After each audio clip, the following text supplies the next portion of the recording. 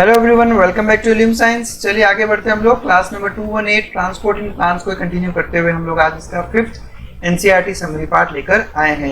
Exclusive NCERT based ही system हम सब कुछ पढ़ेंगे। सारे वर्ड्स सारे टर्म्स एनसीईआरटी बेस्ड ही है। यहाँ पर कोई भी चीज हम लोग बहुत ज्यादा डिटेल में जो एनसीईआरटी में नहीं है उसको यहाँ पर डिस्कशन नहीं कर रहे। देखो, हमने लास्ट वीडियो तक ये देखा था कि जो एसेंट ऑफ सेप रहता है, यानी जो जाइलम में वाटर जो ऊपर की तरफ प्लांट्स में जाता है from soil into the plants, वो सब की हम लोग स्टडी कर रहे थे। जिसमें हम लोगों ने कहा था कि हम लोग दो थियरीज डिस्कस करेंगे एज पर एनसीईआरटी, जिसमें पहला था रूट प्रेशर थियरी जो हमने पिछले वीडियो में बहुत अच्छे से डिस्कस कर लिया था, और जो सेकंड थियरी है वो है ट्रांसपिरेशनल पुल थियरी जो हम लोग यहाँ पर डिस्कस करेंगे। थियरी का नाम है ट्रांसपिरेशनल पुल थियरी। वो इसलिए ऐसा रखा गया बिकॉज ट्रांसपिरेशन की वजह से जो वाटर है वो वाटर जाइलम वेसल्स के अंदर पुल होता है, मतलब प्लांट की हाइट से नीचे बेस से वाटर की क्या होती है, पुलिंग। इसलिए हम इसको कहते हैं ट्रांसपिरेशन पुल। और उस पुल के लिए रिस्पॉन्सिबल जो फोर्स है that is because of transpiration, thus the theory is called as transpiration pull. देखो, एनिमल्स में बेसिकली ब्लड पंप करने के लिए एक ऑर्गन होता है हार्ट, जबकि प्लांट्स में ऐसा कोई ऑर्गन नहीं होता। बट फिर भी प्लांट्स के अंदर इतनी हाइट या इतने लंबे प्लांट्स में भी वाटर बहुत इजीली ऊपर तक पहुंच सकता है विदाउट एनी पंपिंग ऑर्गन। यहाँ तक कि एक अच्छी रेट पर 15 मीटर्स पर आवर यानी 1 घंटे में 15 मीटर पानी ऊपर हाइट तक पहुंच सकता है against gravity without any pumping organ. तो ये कैसे पॉसिबल हुआ वो हम लोग यहाँ पर डिस्कस करेंगे। जैसा मैंने थोड़ी देर पहले कहा था कि वाटर मेनली पुल होता है प्लांट्स में, पुशिंग नहीं रहता उसमें। और इसके लिए जो ड्राइविंग फोर्स है, उस पुल के लिए जो रिस्पॉन्सिबल फोर्स है वो रिस्पॉन्सिबल फोर्स है ट्रांसपिरेशन, जो कि होता है लीव्स में। अब ट्रांसपिरेशन क्या होता है, कैसे होता है, वो हम लोग सब यहाँ स्टडी करेंगे। और इस ट्रांसपिरेशन की वजह से होने वाले इस पुल की वजह से जो जाइलम में वाटर ऊपर की तरफ जाता है, उस मॉडल को हमने नाम दिया है cohesion tension transpiration pull model. अब इसका ऐसा नाम क्यों रखा गया है वो हम लोग फर्दर डिटेल में डिस्कस करेंगे इस वीडियो में। पहले हम लोग बात करेंगे ट्रांसपिरेशन की। देखो, लीव्स में जितना वाटर पहुंचता है उसमें से लेस देन 1% यानी 1% से भी कम वाटर फोटोसिंथेसिस या प्लांट ग्रोथ के लिए यूज होता है। बाकी सारा का सारा ट्रांसपिरेशन में क्या हो जाएगा, उड़ जाएगा। ट्रांसपिरेशन बेसिकली हम किसे कहते हैं, लीव्स के सरफेस से जो वाटर एवोपरेट होता है उसको हम कहते हैं ट्रांसपिरेशन। ठीक है, स्टोमेटा के थ्रू होता है ये। यानी अगर एक लीफ में अगर जाइलम वेसल्स के थ्रू 100 ml वाटर पहुंचता है तो उसमें से 99 ml वाटर ट्रांसपिरेशन से खत्म, ट्रांसपिरेशन से एवोपरेट हो जाएगा। जो बचा 1 ml है केवल वही यूज होता है फोटोसिंथेसिस और प्लांट ग्रोथ के लिए। तो ट्रांसपिरेशन प्रूव कैसे करें कि ट्रांसपिरेशन हाँ सच में ट्रांसपिरेशन होता है, तो उसके लिए क्या क्या टेस्ट होता है वो हम लोग अगर स्टडी करें। ये भी हमारे एनसीईआरटी में दिए रखे हैं, इसलिए हम लोग यहाँ डिस्कस करें। सबसे पहले टेस्ट का नाम है cobalt chloride paper test. Basically ये एक पेपर होता है जो बनता है कोबाल्ट क्लोराइड से। ठीक है, हमने क्या किया, इस लीफ के ऊपर कोबाल्ट क्लोराइड पेपर हमने यहाँ पर लाकर अटैच कर दिया। ये यहाँ पर देखो, ये जो लगा रखा हमने ब्लू कलर का पेपर, ये कोबाल्ट क्लोराइड पेपर है जो हमने लीफ की सरफेस पर रख दिया। अब कोबाल्ट क्लोराइड का जो पेपर है, ये पेपर में जब मॉइस्चर लगता है यानी ये जब ये वाटर के कांटेक्ट में आता है तो कोबाल्ट क्लोराइड अपने आयंस में ब्रेक डाउन हो जाता है और अपना कलर चेंज कर लेता है। यानी वाटर एब्जॉर्ब करने के बाद में ये ब्लू कलर से किस में आ गया, पिंक कलर में कन्वर्ट हो गया। जब मैंने इसको लीफ पे लगा के कुछ टाइम के लिए इसको छोड़ा तो कुछ टाइम बाद में कोबाल्ट क्लोराइड का पेपर पिंक कलर में कन्वर्ट हो गया। ये इस बात को प्रूव करता है कि कहीं से इसने मॉइस्चर को एब्जॉर्ब किया है, और वो मॉइस्चर कहाँ से निकला, वो लीफ की सरफेस से ट्रांसपिरेशन हुआ और उस ट्रांसपिरेशन से निकलने वाले वाटर को एब्जॉर्ब कर लिया कोबाल्ट क्लोराइड पेपर ने और वो पिंक कलर में कन्वर्ट हो गया। इसके अलावा कुछ और डेमोन्स्ट्रेशन अगर चाहिए तो आप एक नॉर्मल एक हेल्दी प्लांट को एक पॉलिथीन बैग में क्लोज कर दो, बंद कर दो उसको कुछ ऐसे। कुछ टाइम बाद आप नोटिस करोगे कि उस पॉलिथीन पेपर जो पॉलिथीन है उसके अंदर आपको वाटर ड्रॉपलेट्स दिखाई देगी। अब ये वाटर ड्रॉपलेट्स कहाँ से आई, आपने उसको पूरी तरीके से बंद कर रखा है तो वाटर ड्रॉपलेट्स कहीं से बाहर से तो एंटर हुई नहीं, वो यहीं से आई है। इसका मतलब कि जो लीव्स है उन लीव्स में से वाटर एवोपरेट होता है, लीव्स में से वाटर निकलता रहता है, उसी को हम कहते हैं ट्रांसपिरेशन। तो ये दो टेस्ट है जो प्रूव करते हैं कि ट्रांसपिरेशन एग्जिस्ट करता है। चलो फिर ट्रांसपिरेशन कहाँ से होता है, स्टोमेटा से। तो एक बार हम लोग स्टोमेटा का स्ट्रक्चर एक बार अच्छे से स्टडी कर लेते हैं। देखो, यहाँ पर इस वीडियो में मैं केवल वही चीजें डिस्कस कर रहा हूँ जो एनसीईआरटी में दे रखी है। अगर स्टोमेटा का आप पूरा डिटेल में स्ट्रक्चर, उसका ओपनिंग क्लोजिंग पढ़ना चाहते हो तो उसके लिए ऑलरेडी वीडियो अपलोडेड है, उसमें आप डिटेल में वो सब पढ़ सकते हो। फिलहाल हम लोग यहाँ पे इसको शॉर्ट में एक एनसीईआरटी पॉइंट ऑफ व्यू से केवल इसकी स्टडी करेंगे। बहुत से स्टूडेंट आके कंफ्यूज होते हैं कि सर स्टोमेटा और स्टोमा में क्या डिफरेंस है। सी स्टोमेटा और स्टोमा दोनों का मतलब एक ही होता है, बट स्टोमा सिंगुलर है, यानी एक स्टोमा, और बहुत सारे स्टोमा हो तो उसको हम कहते हैं स्टोमेटा। कुछ ऐसा स्ट्रक्चर रहता है लीफ के सरफेस पे, कुछ इस तरह की ओपनिंग्स होती है, इन ओपनिंग्स को कहते हैं स्टोमेटा। यहाँ पे आपको पिक्चर में देखो, यहाँ पे दिख रहा होगा एक ओपनिंग, दिस इज स्टोमेटा। ये काफी एनलार्ज्ड पिक्चर है, एनलार्ज्ड व्यू दिखा रहे हैं आपको यहाँ पर। इसी को हम कहते हैं स्टोमेटा।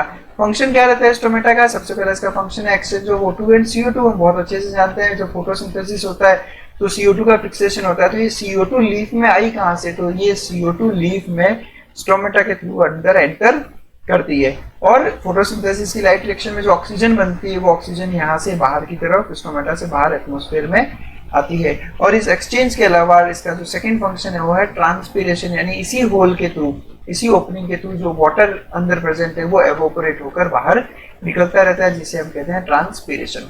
नॉर्मली स्टोमेटा दिन में खुलता है और रात में क्लोज होता है। उसका रीजन ये है, देखो बेसिकली ट्रांसपीरेशन का जो सबसे एक बहुत बड़ा फायदा वो ये रहता है कि ट्रांसपीरेशन से प्लांट्स का जो है ना सरफेस टेम्परेचर कम रहता है। आप ये चीज नोटिस करना, बहुत धूप में जब आप नॉर्मल यूं ही सड़कों पे घूम रहे हो और एक आप पार्क में घूम रहे हो तो आपको पार्क में थोड़ी नमी महसूस होगी। उसका रीजन ये है कि पार्क में जितने भी पेड़ पौधे हैं उनसे ट्रांसपीरेशन होता है, तो जो लोकल एनवायरनमेंट में जो है वो ह्यूमिडिटी थोड़ा ज्यादा रहता है बिकॉज ऑफ दिस ट्रांसपीरेशन। अब ट्रांसपीरेशन करने का प्लांट्स को ये क्या फायदा है कि उनसे उनका सरफेस टेम्परेचर कूल होता है। ये वही कंसेप्ट है जो हम ह्यूमन बींग्स हमारे ऊपर लगाते हैं। बहुत सारी जब बाहर धूप होती है, ठीक है, और हम लोग बाहर घूमते हैं तो हमारी बॉडी स्वेट करती है, यानी पसीना आता है हमें। क्यों आता है? क्योंकि पसीने की वजह से जो हमारा सरफेस है, बॉडी सरफेस है, उसके ऊपर क्या रहेगा? वाटर, और उस वाटर की वजह से हमारा बॉडी का सरफेस टेम्परेचर कम होता है। तो सिमिलरली प्लांट्स का भी सरफेस टेम्परेचर कम करने के लिए ट्रांसपीरेशन होता है। इसलिए स्टोमेटा दिन में खुलते हैं ताकि ट्रांसपीरेशन हो, और ट्रांसपीरेशन होगा, वाटर निकलेगा तो सरफेस टेम्परेचर कम होगा। नाइट में ऑलरेडी टेम्परेचर कम ही रहता है तो सरफेस टेम्परेचर कम करने की जरूरत नहीं पड़ती, इसलिए नाइट में स्टोमेटा ओपन अप नहीं होते हैं। स्टोमेटा में डाइकोट लीफ और मोनोकोट लीफ में डिफरेंस है। क्या डिफरेंस है? देखो, डाइकोट लीफ को हम कहते हैं डॉर्सीवेंट्रल लीफ और मोनोकोट लीफ को हम कहते हैं आइसोबाइलेटरल लीफ। प्लांट एनाटॉमी में हम ऑलरेडी इसके बारे में वीडियो अपलोड कर चुके हैं और बहुत अच्छे से डिस्कस कर चुके हैं। आपको आई बटन में ऊपर स्टोमेटा ओपनिंग एंड क्लोजिंग और यहाँ तक हमारे जो लीफ एनाटॉमी का जो वीडियोज है वो भी आपको वहां पर देखने को मिल जाएंगे। वहां पर हमने बहुत अच्छे से डिस्कस किया है कि डाइकोट लीफ को डॉर्सीवेंट्रल और मोनोकोट लीफ को आइसोबाइलेटरल क्यों कहते हैं। स्टोमेटा के बेस पे हम लोग यहाँ पे केवल डिफरेंशिएट करें इनमें, तो देखो आप, ये लीफ का अपर सरफेस है।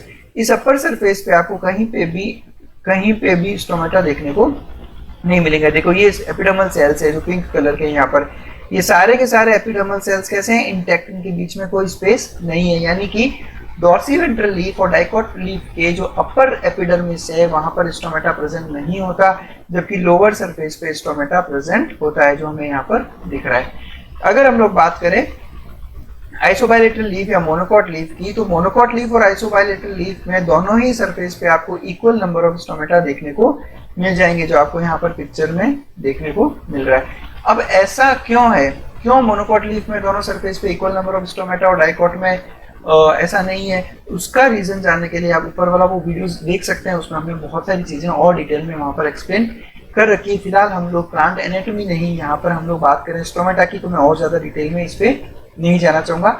स्टोमेटा के स्ट्रक्चर पे आता हूँ। देखो, स्टोमेटा का स्ट्रक्चर अगर हम देखें तो स्टोमेटा, सबसे पहले तो stomata itself is just an opening. Stomata itself is just an opening, यानी इस स्ट्रक्चर में आपको यहाँ पे जो ओपनिंग दिख रही है, दिस इज स्टोमेटा या स्टोमेटल पोर, या फिर आप इसे कह सकते हो स्टोमेटल एपर्चर, कुछ भी आप इसे कह सकते हो। और इस पोर के चारों तरफ जो दो सेल्स होते हैं, इनको हम कहते हैं गार्ड सेल्स। क्या कहते हैं?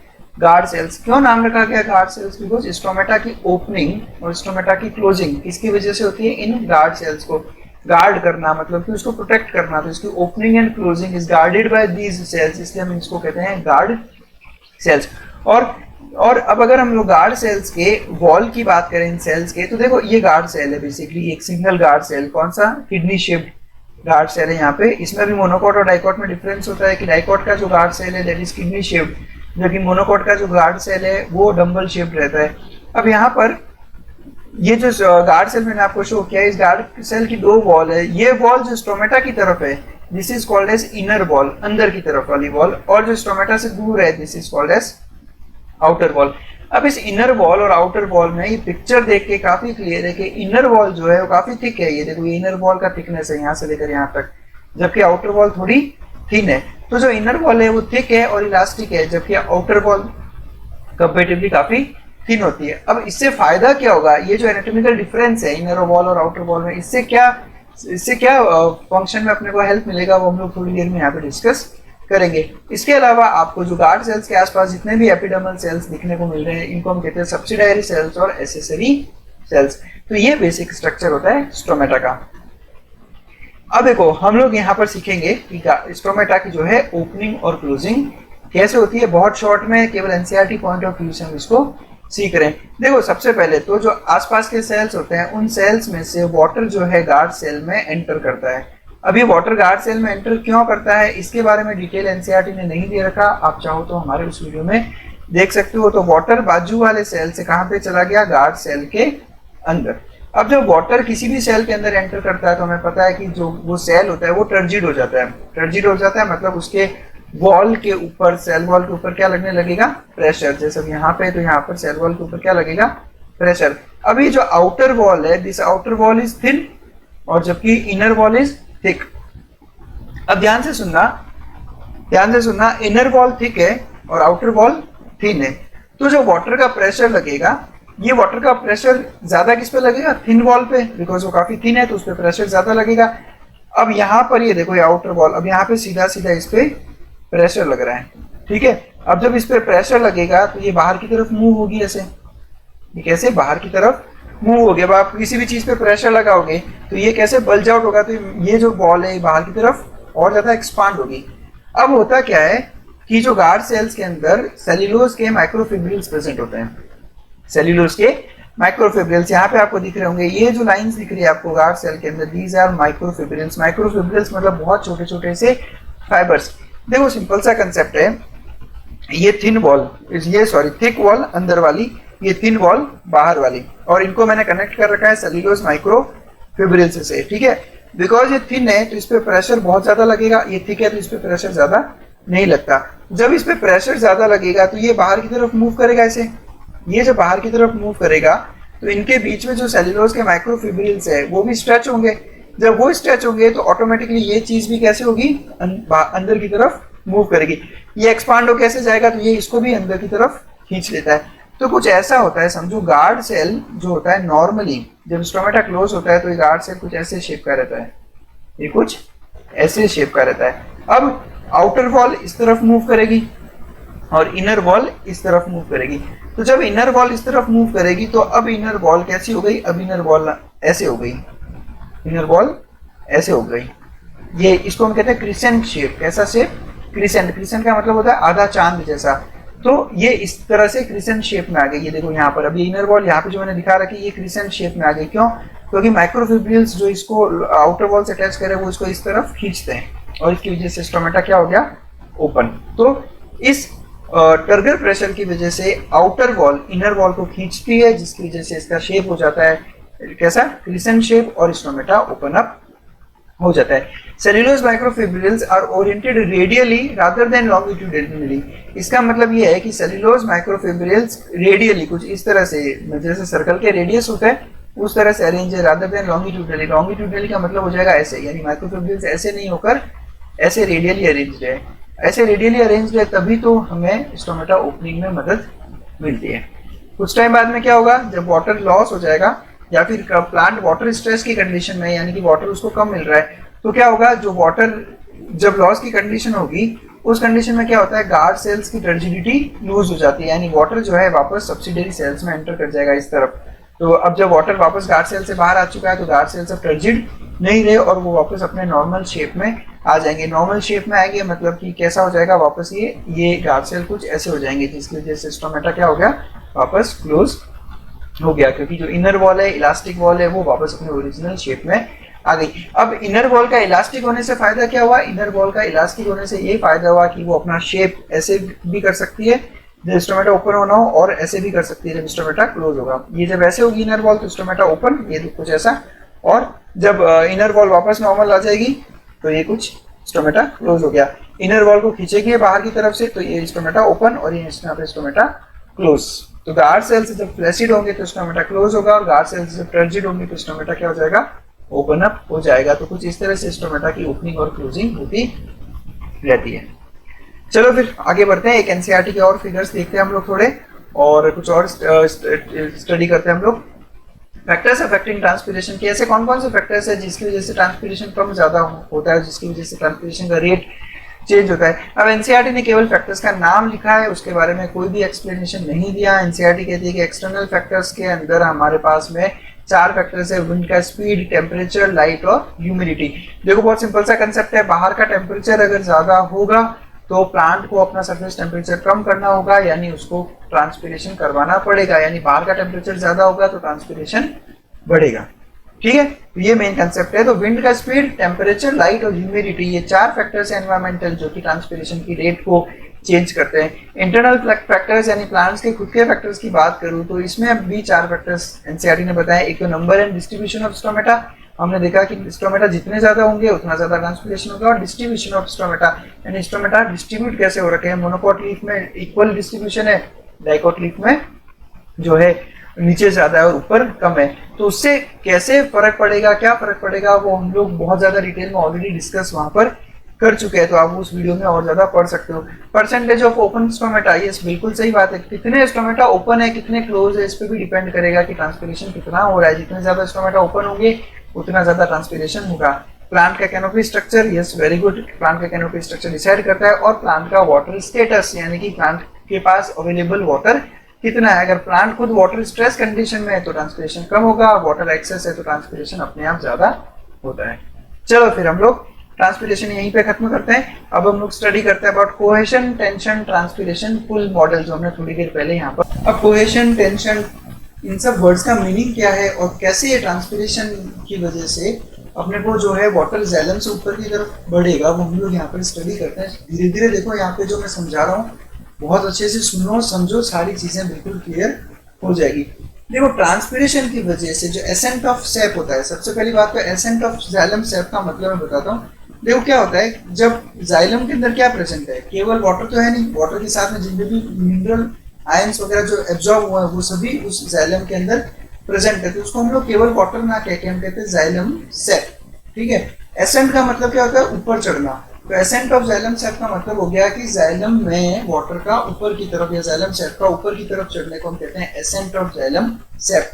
तो एसेंट ऑफ सेप जो ट्रांसपीरेशन की वजह से होता है वो कुछ वाटर की फिजिकल प्रॉपर्टीज पे डिपेंड करता है, जिसको हम लोग यहाँ पर स्टडी करेंगे। देखो मेरे सामने एक एक्सपेरिमेंटल मैं आपको यहाँ पे दिखा रहा हूँ, फिजिक्स में भी आपने ये सब चीजें पढ़ी होगी, धीरे धीरे करते हुए सारे टर्म्स हम यहाँ पे सीखेंगे।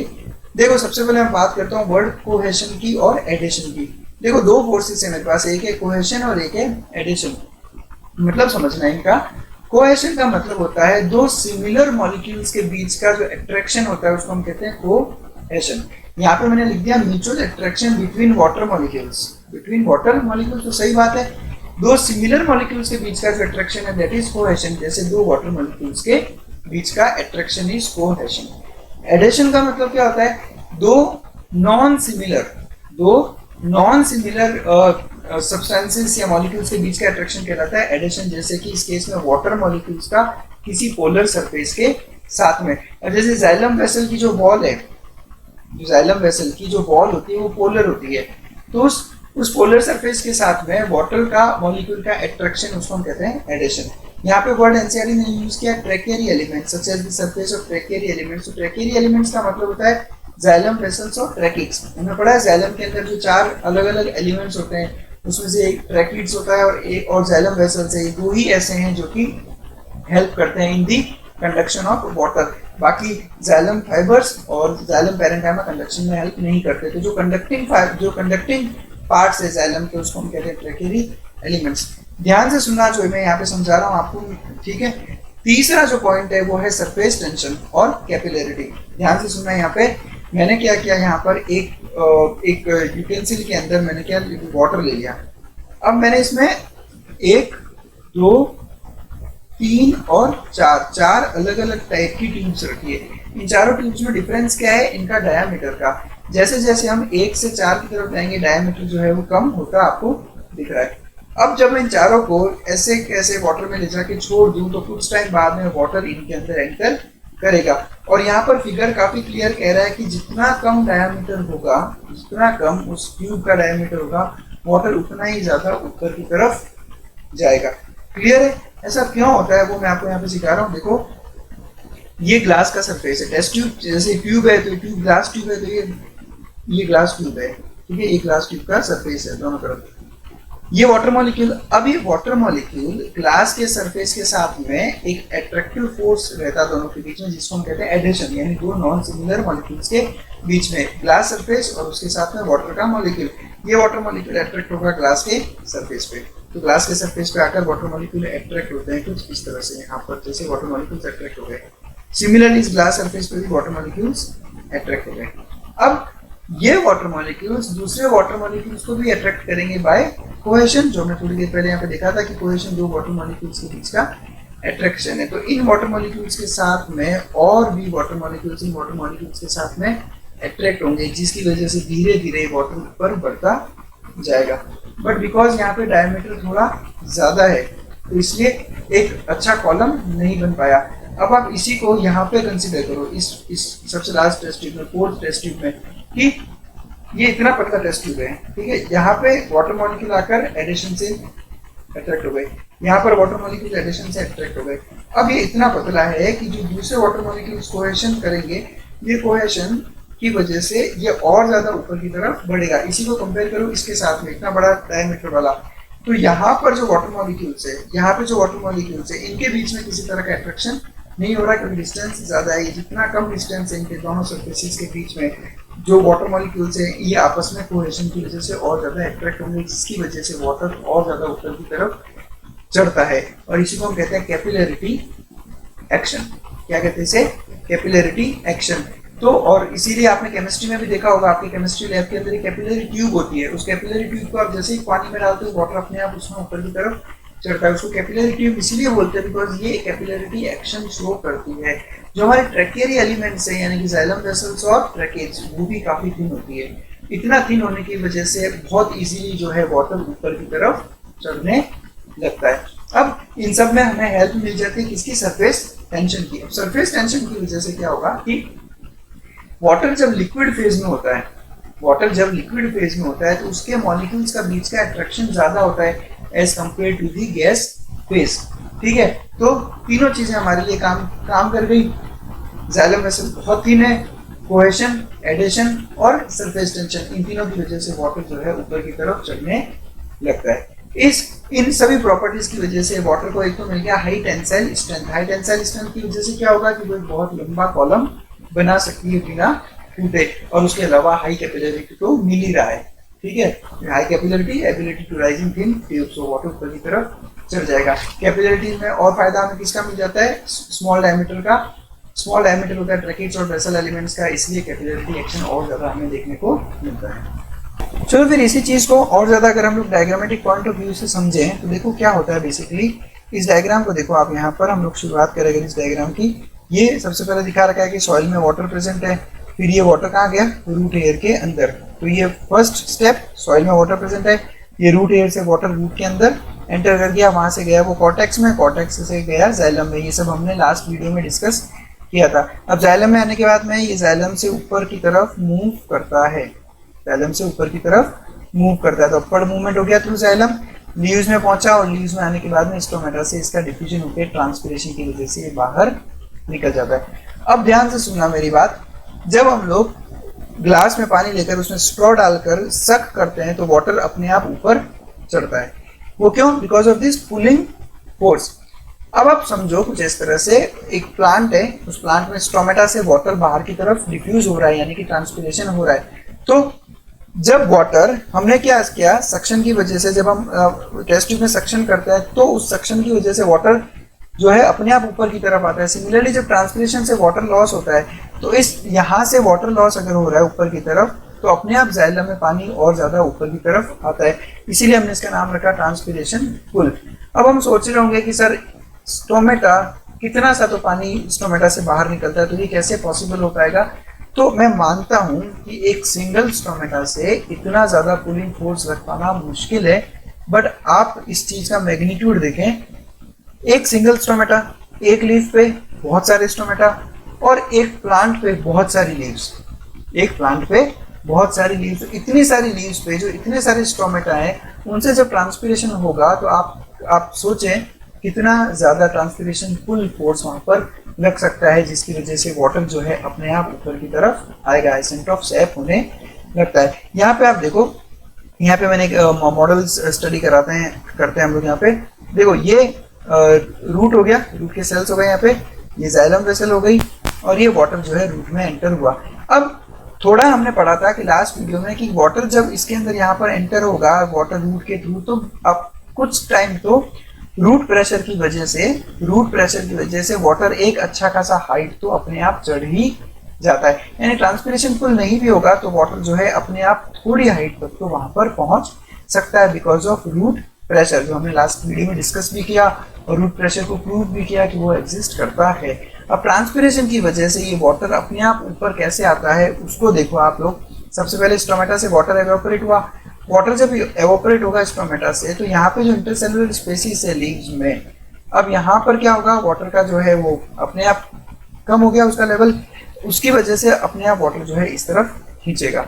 जब वाटर यहाँ से यहाँ पर आएगा तो ये वाटर अपने आप ऊपर की तरफ आएगा, क्योंकि यहाँ पर एक कंप्लीट कॉलम का फॉर्मेशन हो चुका होता है। तो वाटर जाइलम से कहाँ गए, लीफ में, और जाइलम में जो है वाटर और ऊपर की तरफ पुल होता जाता है। यहाँ पर हम एक स्टोमेटा की बात करें, और जैसा हमने भी डिस्कस किया कि जब इतने सारे स्टोमेटा और इतनी सारी लीव्स होगी तो ये पुलिंग फोर्स बहुत ज्यादा मैग्नीट्यूड में रहता है। एटमॉस्फेयर में लोअर कंसंट्रेशन है वाटर वेपर का कंपेयर टू सबस्टोमेटल कैविटी। सबस्टोमेटल कैविटी का मतलब क्या होता है कि जैसे ये स्टोमेटा यहाँ पे, तो स्टोमेटा के नीचे जो कैविटी है, यानी ये कैविटी, उसको हम कहते हैं सबस्टोमेटल। सब का मतलब होता है नीचे, स्टोमेटल मतलब स्टोमेटा, यानी स्टोमेटा के नीचे की कैविटी, और जो इंटरसेलुलर स्पेसिस है वहां पे, तो वाटर कंसंट्रेशन जो है कहाँ पर कम है, एटमॉस्फेयर में। ज्यादा कहाँ पर है, सबस्टोमेटल कैविटी और इंटरसेलुलर स्पेसिस में। तो वाटर किस तरफ जाएगा, अपने आप इस कैविटी से बाहर निकल कर जाएगा, कहाँ पर, सराउंडिंग एयर के अंदर, जिसकी वजह से एक पुल क्रिएट होता है और एसेंट ऑफ सैप होता है, वाटर अपने आप ऊपर की तरफ मूव करता है थ्रू जाइलम।